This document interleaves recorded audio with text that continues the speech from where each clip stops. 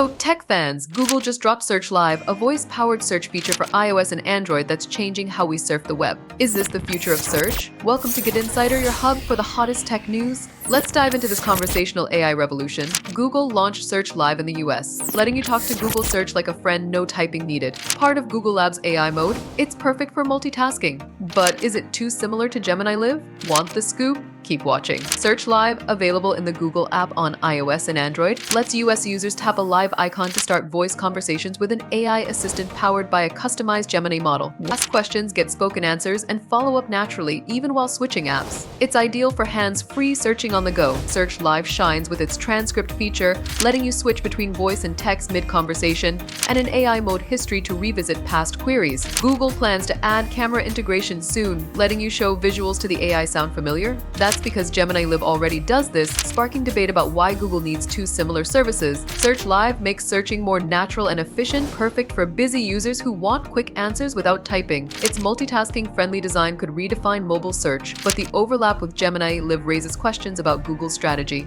Is Search Live a game changer or just a Gemini clone? US users can test Search Live in the Google app today. Fire up a voice search and see how it feels. With camera support coming, this feature is just getting started. What's your take on voice-powered search? Drop it below. That's the scoop on Google Search Live. Are you hyped for hands-free searches or confused about Gemini Live overlap? Drop your thoughts in the comments. We read every single one. If you loved this news, smash that like button, subscribe to GadInsider, and hit the bell icon for more tech updates.